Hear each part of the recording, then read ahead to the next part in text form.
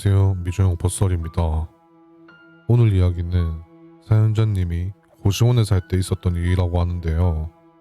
고시원에는 항상 무서운 일들이 많은데 오늘 이야기는 어떤 이야기인지 지금 바로 시청해 보겠습니다. 시청 전 구독, 좋아요 한 번씩 부탁드리겠습니다. 이야기 시작합니다. 저는 서울에 거주 중인 40대 남성입니다. 제가 겪었던 일은 살면서 겪었던 일 중 제일 공포스러운 일입니다. 사건이 있었던 시기는 제가 한참 공무원 준비를 하던 때였고, 제가 서울외곽의 한 고시원에서 약 6개월간 지낼 때 있었던 일입니다. 지금은 집도 사고 남들처럼 평범한 가정을 이루고 살고 있지만, 그 당시에는 형편상 월세 30만 원도 빠듯했던 시절이었습니다.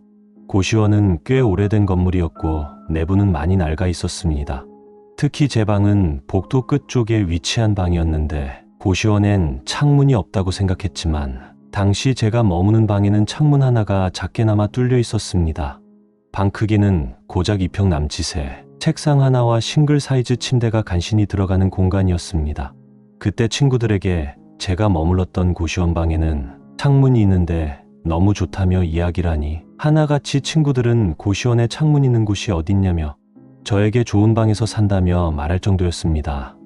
하지만 지금 생각하면 그땐 어떻게 그곳에서 지냈는지 제 자신이 대단하다는 생각이 드는 곳이었는데요. 방에는 창문이 있었지만 이상하리만큼 환기가 잘 되지 않아 방 안은 늘 눅눅한 공기가 감돌았죠. 처음 며칠은 그럭저럭 지낼만 했지만 밤에 잘 때마다 너무 찝찝한 기운이 온몸에 감돌아서 잠을 잘 수가 없었습니다. 그래서 하루는 고시원을 관리하는 총무에게 가서 제가 머무는 방이 환기가 안 된다 이야기하니 몇 층에 몇 호실이냐 물었는데요. 저는 제가 머무는 객실을 이야기해 주었는데 총무는 제가 머무는 호실을 듣더니 저를 보며 썩은 미소와 같은 웃음과 한숨을 내쉬며 이야기했습니다. 아저씨 좋은 방 쓰고 계신데 원하시면 다른 방으로 옮겨드릴까요? 비웃듯 말했습니다. 저는 그 말을 듣고 총무의 태도에 기분이 나쁘기도 했지만 한편으로 친구들에게 방에 대해 이야기를 했을 때 나왔던 반응이 하나같이 고시원에 창문 있는 곳이 어딨냐는 좋은 말들 뿐이었고, 제가 고시원을 찾으러 다닐 때 돌아다녀 봤던 방 상태를 확인하면 지금 머무는 방은 창도 있는데 가격도 다른 고시원과 차이가 나지 않아 여기서 나가게 되면 저한테만 손해라는 생각이 들었습니다. 단 하나의 단점이었던 눅눅한 공기와 서늘한 기운만 아니면 나쁠 게 없었던 터라 저는 총무에게 한 발짝 물러나 이야기할 수밖에 없었습니다. 그래서 총무에게는 그러려고 한 말은 아니고 너무 습하고 서늘하여 그렇다며 이야기했죠. 고시원 총무는 제 말이 끝나기 무섭게 아저씨 여기 다른 방 들어가도 다 그래요. 그럴 거면 방을 구해서 나가세요라며 이야기하며 제 말을 더 이상 듣지도 않고는 방문을 쾅소리가 나게 닫았습니다. 저는 이전에도 고시원 총무들을 봤을 때 친절한 총무를 본 적이 없어 이번에도 그렇구나 생각하며 씁쓸하게 방으로 올라갔습니다. 방으로 올라가도 그 기분 나쁜 찝찝함은 사라지지 않았습니다. 저는 뭐 지내다 보면 괜찮아지겠지 생각했고 누워서 창문을 바라보고 있었는데요. 창문을 바라보니 문이 활짝 열려 있지 않고 무언가에 막혀 있는 듯 보였습니다. 저는 혹시 저게 문제인 건가 생각하고 침대에서 일어나 바로 앞에 있는 창문을 봤는데요. 열리는 창문 뒤쪽으로는 나무 판자 하나가 막혀서 문이 활짝 열리지 않게 가로막혀 있었고 저는 안 그래도 습해 죽겠는데 이건 왜 끼워 놓은 거지 생각하며 판자를 만졌습니다.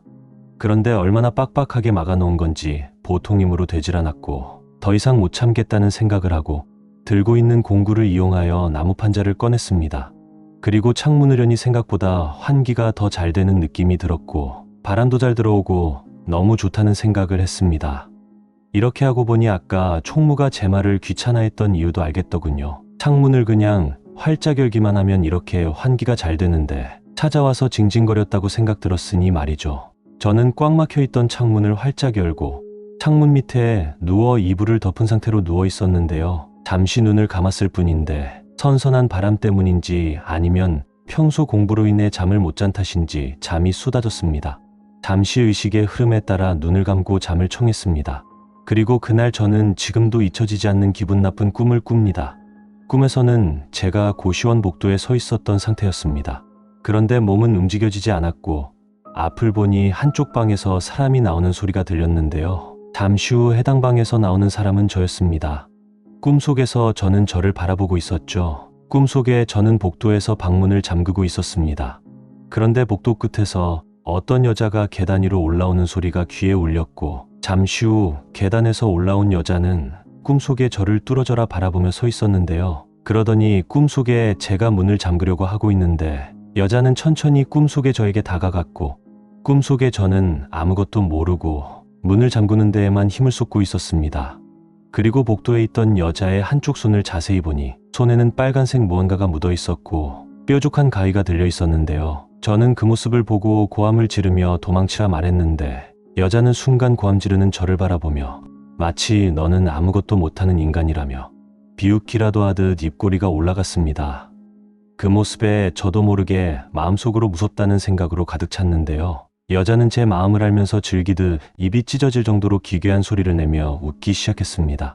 하지만 꿈속에 저는 아무것도 모르는 상태로 문을 잠그고만 있었는데요. 여자는 얼굴은 저를 향해 바라보며 천천히 꿈속에 저에게 다가갔고 한 손에 있는 나리선 가위를 치켜들어 올렸습니다. 저는 가위에 찔리게 되면 안 된다는 생각에 있는 힘껏 고함을 지르며 꿈에서 깨어났습니다. 꿈에서 깨니 온몸은 땀으로 흥건했는데요. 창문은 아까 제가 활짝 열어둔 상태 그대로 열려 있었고 창문에서는 서늘하다 못해 차가운 바람이 흘러나오고 있었는데요. 저는 창문을 조금 닫아야겠다 생각하고 창문을 닫았습니다. 그날 이후로 저는 평소 자주 눌리지도 않는 가위에 본격적으로 눌리기 시작했습니다. 처음엔 단순히 피로 때문이라 생각했는데요. 그도 그럴 것이 한동안 공부를 하느라 잠을 푹 잤던 날이 손에 꼽을 정도로 없었습니다. 하지만 잠을 자는 것도 무서워지기 시작했는데요. 가위에 눌릴 때마다 저번 밤 꿈에서 봤던 여자가 나타났고 날이 가면 갈수록 제 기억에 선명하게 저에게 다가왔습니다. 처음엔 가위에 눌리면 몸이 안 움직이는 것이 무서웠지만 나중엔 몸이 안 움직이는 것도 공포였지만 아무렇지 않았고 가위에 눌릴 때마다 저를 찾아오는 여자가 고시원 계단을 올라와 제가 머무는 방으로 천천히 오는 발소리가 사람을 미치게 만들었습니다. 나중에는 잠에서 깨어나도 눈을 거의 뜰 수 없을 정도로 강한 압박감이 느껴졌습니다. 이야기를 친구들에게 해줘도 말도 안 된다고 했는데요. 그런데 친구 중 한 명은 진짜 그런 게 있으면 하루는 우리 집에서 자면 괜찮은지 한번 보자며 이야기했고 저는 그날 친구 집에서 정말 오랜만에 푹 잤습니다. 일어나 보니 다음날 저녁이 다 되어가는 시간이었고 친구는 사람이 이렇게 오래 자는 걸 처음 본다며 놀라워하더군요. 저 또한 평소 6시간도 못 자는 사람인데 그날은 자고 일어나니 어지러움도 있었지만 정말 잘 잤다는 기분이 들었습니다. 처음엔 잠도 못 자고 적응이 안 되어서 그런 거다. 혼자서 마음의 위로를 하고 있었는데 친구 집에서 자고 나니 방이 문제였다는 사실을 알게 되더군요. 이후 저는 친구 집에서 돌아와 방으로 갔는데요. 방은 창문을 닫아놓아서 그런지 예전 느낌 그대로였습니다. 그리고 저는 도저히 여기서 잘 수 없다는 생각과 쫓겨나도 어쩔 수 없다는 생각으로 총무에게 내려갔습니다. 1층으로 내려가 보니 총무는 자리를 지키고 있었는데 술을 한잔하고 온 건지 술 냄새가 심하게 났습니다. 저는 당시 소심한 성격 탓에 총무에게 말을 걸어도 될까 고민했지만 이왕이까지 온 거 용기 내어 다시 총무에게 물었습니다. 혹시 죄송한데요. 제가 있는 방에 무슨 일이 있었던 건 아니죠? 총무는 처음엔 대수롭지 않게 웃더니 술을 한 잔 걸쳐서 그런지 조용히 말해주더군요. 거기 예전에 여자 수험생 하나 있었는데 좀 상태가 안 좋았어요. 그 방에서 공부하다가 가족이랑도 연락 끊고 결국엔 뒷날 창문 쪽에서 더 이상은 말하지 않았지만 저는 충분히 그 방에서 무슨 일이 있었는지 짐작할 수 있었습니다. 그 이야기를 듣고 난 이후로는 방에 있을 수 없었습니다. 저는 그 길로 집을 나와 없는 돈을 털어서 찜질방을 다니며 지냈고 이후로 공부를 하며 친하게 지낸 친구와 돈을 합쳐 반지하방을 구해서 살게 되었습니다. 그리고는 더 이상 가위에 눌리거나 이상한 현상을 겪는다는 것은 느껴보지 않았고 지금은 집도 사고 가정도 이루고 평범하게 살고 있습니다. 가끔 이 이야기를 누군가에게 꺼낼까 생각하지만 이상하게도 입이 떨어지지 않습니다. 마치 누군가에게 이야기를 하면 다시 그 여자가 저에게 찾아올까 겁이 나지만 용기 내어 제보합니다. 오늘 이야기 어떠신가요?